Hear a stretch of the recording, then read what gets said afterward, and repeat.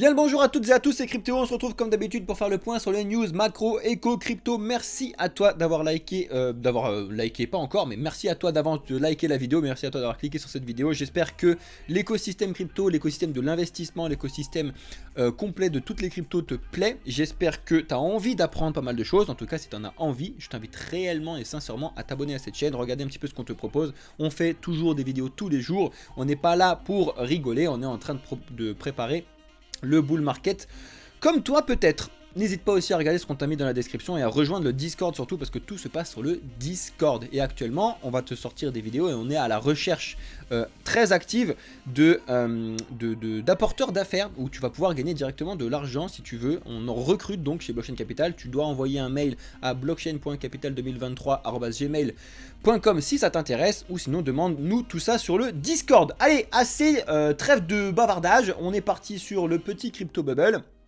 En débutant d'abord pour commencer, on est en vert et pour le coup on est en vert derrière moi aussi, incroyable, c'est assez rare que je vous mette la même couleur que le crypto bubble, mais pour le coup là je suis un petit peu obligé par rapport à l'heure à laquelle je vous ai fait la vidéo. Effectivement tu le vois bien sur les 5 minutes, on est venu pixel rebondir sur mes 27 200 que je vous ai déjà placé il y a un certain temps. Donc là c'est Bitcoin face à Tether en 5 minutes. Pour l'instant, on est bullish avec les news qu'il y a actuellement, les rumeurs qui tournent autour des ETF, les ETF de futurs d'Ether qui sont lancés, même si Ether n'est pas forcément aussi bien parti que Bitcoin sur certains points, etc.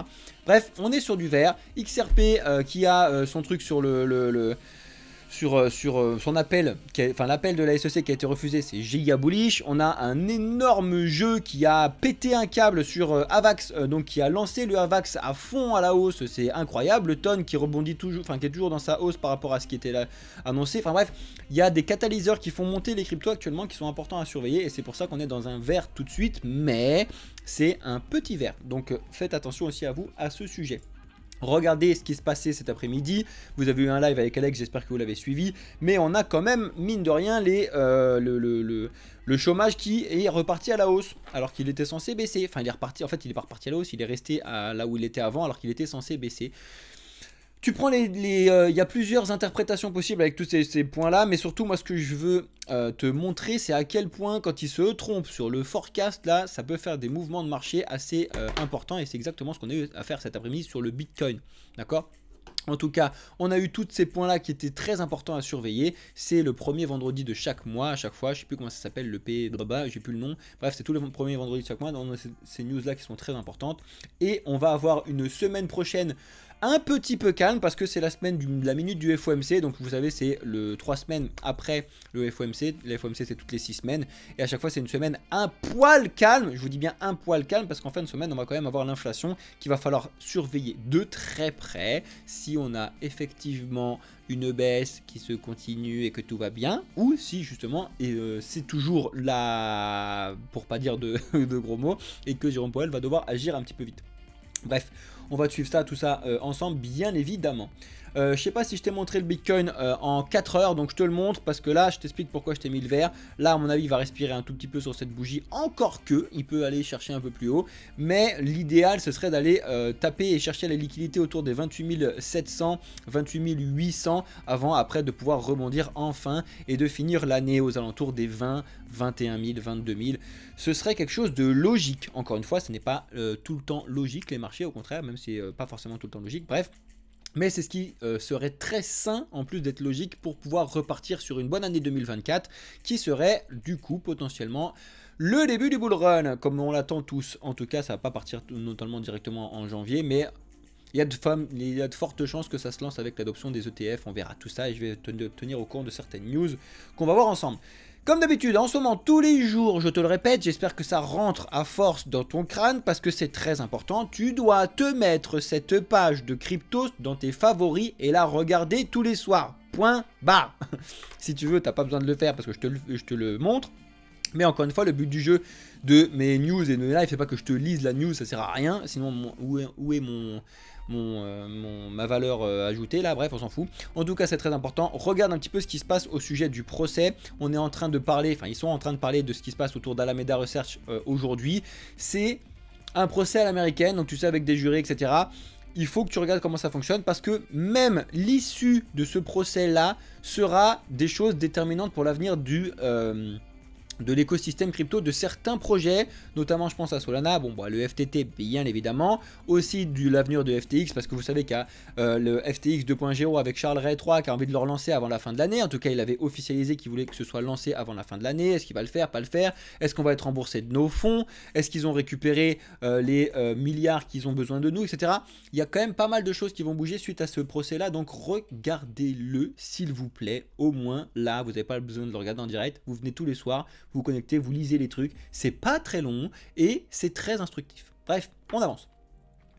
En ce qui concerne Polygon, il y a 2-3 petites choses que vous avez dû voir passer qui font flipper énormément de personnes, qui font pas grand chose à d'autres personnes, mais on a le deuxième départ d'un des grosses têtes créatrices donc, du projet Polygon qui partent donc de Polygon Labs, donc de la team de développement derrière, même si c'est décentralisé, vous connaissez un petit peu toute l'histoire, etc. Mais ils partent pour de nouvelles choses, etc. Ce qui est un petit peu dommage, voire ce qui fait flipper certaines personnes, c'est qu'ils partent au moment où c'est censé passer en Polygon 2.0. Vous savez que le Matic ne va plus s'appeler Matic, enfin il va rester le Matic, mais c'est juste qu'ils vont créer un autre qui va être le Pol, et que en fait du coup il va y avoir un échange de 1 pour 1 qui devrait se passer parfaitement bien, mais justement c'est du devrait, c'est du machin, c'est du truc, etc. Bon, c'est quand même assez bizarre, faut pas se le cacher non plus. Je vais faire énormément de recherches là-dessus parce que le Polygon Matic fait partie des layers 2 qui sont très importants à surveiller et qui sont vraiment très intéressants et que nous-mêmes on utilise aussi beaucoup, que j'apprécie énormément. Donc je vais aller chercher, je vais aller diguer un petit peu plus d'informations là-dessus, et si ça intéresse les VIP, je vous expliquerai un petit peu le résultat de mes recherches. Bref, si vous voulez devenir VIP, vous avez toutes les informations dans le Discord comme d'habitude. Bref, en attendant, c'est quand même des informations à ne pas trop prendre à la légère, parce que quand tu as un gros changement comme ça et que tu as les créateurs qui décident de partir, bah, ça peut signifier plusieurs choses. Ça peut signifier qu'ils n'aiment pas du tout, qu'ils voulaient rester sur la partie qu'ils avaient avant, par exemple. Ça peut se dire qu'il y a des problèmes en interne. Enfin bref, on ne sait pas. On verra. On va suivre tout ça de très près. De toute façon, c'est à l'inverse d'une plateforme centralisée, c'est complètement différent. Parce que j'en vois encore qui expliquent, voilà, ça pue comme FTX. Rien à voir. FTX c'est une plateforme d'échange centralisée. Polygon c'est un layer 2 décentralisé des termes. Donc rien à voir. C'est un petit peu comme dire Bitcoin consomme comme la Belgique et la Suisse réunies. Bon, c'est complètement débile, d'accord? Donc il faut essayer de faire très attention et de faire quand même un certain tri sur ce que vous voyez sur Twitter. Sur Twitter. Hashtag X. Bref. Ensuite, on a eu comme tous les mois, enfin comme tous les mois, si, je crois que c'est tous les mois maintenant, la preuve de réserve de Binance qui a été déposée. Donc c'est toujours aussi quelque chose qui est très intéressant à regarder. Bon, c'est des chiffres, hein, donc les chiffres ils peuvent afficher un petit peu tout ce qu'ils veulent, même si bien évidemment c'est expliqué en dessous. Tu as quand même l'arbre de Merkle qui est censé faire la vérification de tout ça. Normalement ça doit bien tourner et j'espère que ça fonctionne bien, que tout est bien safe comme nous dit notre petit CZ. En attendant, tu le vois comment il fonctionne chez Binance, il fonctionne au 100% à peu près, et pas d'avoir plus que ça. De toute façon, ils sont censés avoir mis en place un fonds d'urgence si jamais une erreur comme l'ont fait sur truc là. Bref, comme d'habitude, ils ne sont bien évidemment pas tous mis, hein, donc c'est aussi ça qu'il faut faire attention. Ils peuvent pas mettre les je sais pas combien de cryptos qu'ils ont en truc là-dessus. En tout cas, vous pouvez aller récupérer toutes les adresses dessus. C'est quand même intéressant d'aller vérifier ce qui se passe dessus, vérifier combien ils en ont, vérifier combien les consommateurs en ont, et du coup faire un petit ratio, parce que du coup si tu comprends bien l'idée, les 100% c'est ce que nous on en a, et du coup le reste c'est ce que Binance détient. J'espère aussi quand même que Binance en détient avec des comptes privés qu'on ne connaît pas. Normalement oui, mais bon, on sait pas, on sait jamais rien. En attendant, c'est toujours des informations qui sont très intéressantes, parce que le jour où ils oublient de le faire, ou le jour où tu vois des ratios qui sont complètement éclatés, là il faudra faire vraiment très attention. On a la blockchain de SUI, donc une autre blockchain mère, comme j'aime bien les appeler, Layer 1, donc concurrente directe finalement à Cardano, à Ether, à Solana, à tout ce que vous voulez, qui s'est lancé très récemment, hein, c'est du 2023 ça. Et qui annoncent qu'ils vont rediriger 50 millions, donc là tu vois ils redirigent 117 millions sur plein de choses, mais c'est 50 millions sur la partie DeFi. C'est très bien, écoutez, peut-être que ça peut être une bonne plateforme de création de projets DeFi, why not? En tout cas, le SUI est dans la panade parce qu'il a été un petit peu surcoté au début, comme tous les projets qui se lancent et qui ont une grosse partie sur le marketing.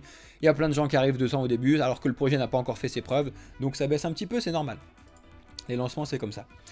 On a Bitcoin, l'ex-PDG de BitMEX qui pense que Bitcoin va être à 750 000 € en 2026. Laisse-moi t'expliquer déjà pourquoi ce type de news est ultra putaclic et ne sert pas à grand chose. Si ce n'est de regarder un petit peu le pourquoi il dit ces trucs-là, comme d'habitude. Mais faut prendre quand même des giga grosses pincettes de partout, s'il vous plaît, pour la simple et bonne raison que théoriquement, si on suit les cycles 2026, bah, c'est bear market. Donc qui dit bear market dit pas de Bitcoin qui pète un câble. Après, oui, tu en as plein qui te disent et qui pensent, et légitimement parlant, qu'il n'y aura plus de bear market et que ça va juste flat pendant un certain temps, ce qui n'est pas impossible, mais de toute façon, des pics, on en aura toujours. Donc après, comment tu vois la chose et comment ça s'est mis en place, effectivement, plus il y a d'adoption qui arrive sur l'écosystème crypto, donc plus il y a de gens qui rentrent et qui hold et qui utilisent, moins il y aura de bear market à l'avenir, d'accord? Il y en a qui disent que c'est le dernier gros bull run parce que c'est le dernier gros changement du minage de Bitcoin, bref. Tu en as un petit peu de partout, le but du jeu c'est que tu prennes les idées de tout le monde et que tu te fasses ta propre idée, c'est surtout ça qui est très important. De là à avoir Bitcoin à 750 000 € en 2026, le calcul est très très simple et vous devez le faire. Et je voulais vous le faire tout à l'heure mais j'ai pas eu le temps de le faire. Tu vas très simplement faire 21 millions multiplié par 750 000 €, tu vas voir le chiffre que ça te donne et c'est ce chiffre là, tu vas te poser la question s'il est réalisable ou pas. Donc ce sera l'investissement total sur Bitcoin. Et tu me donneras la réponse dans les commentaires de la vidéo si tu penses que c'est possible que ce soit ce truc là. D'ailleurs, écrivez-moi en commentaire là, votre chiffre que vous avez là-dessus, là, sur ceux qui sont dans la vidéo, ceux qui sont super chauds, là, les Xarlac, les GG, etc. Faites le calcul vraiment sincèrement. Vous faites les 21 millions fois 750 000 $. Vous allez voir combien à quoi ça correspond en termes d'investissement et vous allez voir si vous allez pouvoir vous poser la question si c'est réalisable ou pas en fonction de l'investissement qu'on peut avoir actuellement. Très important. Ça me fatigue.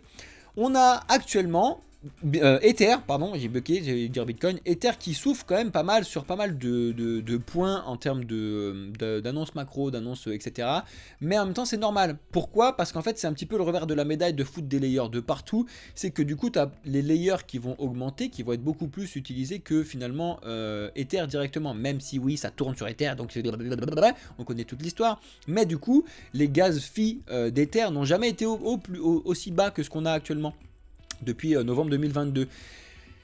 C'est marrant parce que on a créé les layers 2 exprès parce que les gas fees étaient beaucoup trop chers sur Ether et que finalement quand tu crées les layers 2 que ça fonctionne bien, bah les gas fees baissent sur oh la vache. Autant pour moi, gros lapsus, on n'y est pas du tout. Baisse carrément. Donc c'est une vraie catastrophe. C'est parce que si tu mets un truc en place pour résoudre un problème et que finalement en fait le problème se résout de lui-même quand tu le mets en place, tu te demandes comment ça se passe. Bref, en attendant, Ether, toujours très intéressant, toujours le big boss de la plateforme de smart contract, etc. Ça restera à mon avis le cas sur plein de trucs, ça a été testé, retesté, tout ce que vous voulez. Vous devez savoir aussi qu'il y a eu un hard fork sur Ether, vous devez connaître l'histoire d'Ether, etc. C'est vraiment très important. Mais actuellement, effectivement, on a les fees sur Ether qui sont vraiment très très bas. Vous avez du ultra sound money si vous voulez pour regarder les chiffres en direct. On a un des gros développeurs de Bitcoin qui propose la peut-être solution au BRC20. Donc vous connaissez un petit peu le gros bazar qu'on a. Je vous en ai déjà parlé sur les BRC20. Ça fout un peu le doute sur les valeurs que Satoshi Nakamoto avait données à Bitcoin, etc. Il propose potentiellement une solution appelée le Runes que tu peux retrouver ici. Bon, il y a un peu de technique. Si tu n'es pas forcément dans la technique, tu vas être un poil perdu, mais au moins ça t'explique rapidement pourquoi ça peut être une solution intéressante sur la gestion des NFT notamment. Donc à regarder. Ensuite, pour pouvoir vous parler de XRP, comme on en a parlé tout à l'heure, je vous explique donc que forcément XRP elle va en poupe de par la news centralisée comme quoi la SEC se voit refuser son appel par la juge Torres. Donc pas de procès, donc on reste sur cette décision qui est quand même finalement mitigée, faut pas l'oublier. Hein. Parce que du coup, n'oubliez pas que la SEC peut encore, et je pense qu'elle va le faire, attaquer XRP sur là où ils savent qu'ils gagnent. C'est-à-dire que Vous le savez, XRP, ils ont gagné sur la partie secondaire, donc sur tous les marchés qu'on a, donc c'est pour ça que le token peut augmenter, tout va bien. Mais ils peuvent attaquer Ripple Labs directement sur toute la partie marché primaire, parce que c'est là où la SEC a gagné. Et ça ne m'étonnerait pas que la SEC demande énormément d'argent à Ripple Labs, etc. sur ces points-là dans les mois à venir. Ce serait pas étonnant. Bon, à voir, on verra comment ça fonctionne. En tout cas, tu as plein de news actuellement qu'il faut faire très attention. Tu as des gens qui disent, ouais, allez, le XRP est parti, tout de moon, let's go, on va faire du 1000, 10 000% et tout. Faites très attention, faites votre propre avis sur le sujet, c'est important. Et si on n'assistait pas tout simplement à la renaissance d'un ancien de Kraken petit à petit, parce qu'en fait, je ne sais pas si vous regardez un petit peu l'investissement sur Kraken. Kraken, c'est la première, si je pense, la première plateforme que j'ai utilisée en 2016, avant que je commence à vraiment m'intéresser aux cryptos sérieusement. J'avais ouvert un compte dessus, par curiosité, j'avais rien foutu, mais j'avais ouvert un compte dessus pour voir comment ça fonctionne. Donc c'est pour vous dire à quel point elle est ancienne, avant Binance, etc. Et ils étaient quand même à la traîne, on va pas se le cacher, mais aussi ils étaient à la traîne justement parce que c'était une plateforme qui était un peu plus décentralisée que les autres, un peu moins sur plein de foutre des pastilles de trucs de partout. Voilà, Kraken c'est tu fais du trading et tu fais retirer, sortir. C'était assez simple. Ils sont en train de se développer et là le but du jeu c'est d'augmenter son business en Europe et ils associent, donc ils ont acquis la Dutch Crypto Broker BCM là, c'est une belle avancée pour Kraken, franchement, franchement, Kraken, il est tout petit comme ça, c'est le petit snake qui avance derrière tout le monde, là, et qui dit, ouais, vous tombez devant moi, moi je reste et je fonctionne très très bien.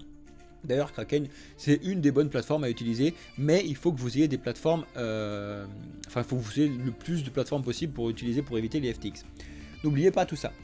On a un ancien de chez BlackRock, alors c'est pareil, c'est des news qu'on voit partout là en ce moment, parce que tout le monde a les yeux rivés sur la décision de la SEC sur les ETF, parce que selon eux, c'est ce qui va faire péter un câble à Bitcoin, c'est le début du bull run, et les gens ont l'impression que dès qu'il va y avoir une acceptation, une seule, le Bitcoin va passer de 20 000 à 200 000 d'un coup. Ça ne va pas se passer comme ça, je vous l'annonce tout de suite.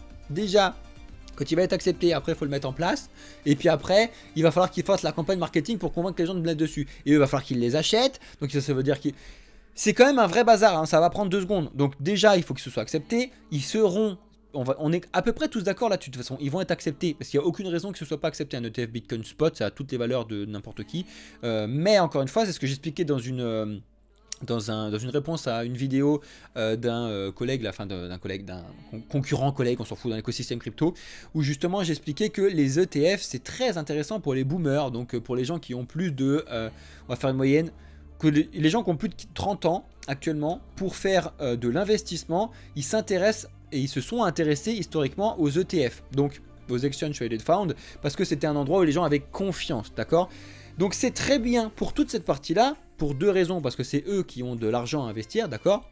Et pour une autre raison, c'est que c'est très intéressant qu'il y ait toute cette partie-là, parce que c'est quand même eux de 30 à au-dessus qui sont le majoritaire dans le monde, hein, donc forcément c'est eux que c'est intéressant de faire rentrer. Par contre, il ne faut pas oublier que tous ceux qui ont moins de 30 ans, je dis tous, hein, mais c'est pas du tout tous, mais n'en ont rien à faire des ETF, ils n'ont pas été éduqués sur cette partie-là. Pour savoir ce que c'est qu'un ETF, il faut au minimum avoir fait les études que moi j'ai fait, ou alors connaître quelqu'un qui est vraiment hardcore dans l'investissement, etc. Parce que c'est pas un truc ultra simple, hein, les ETF, il faut quand même rentrer dedans, etc. Pour faire de l'investissement, il faut s'y intéresser de très près, d'accord ? Plus que simple...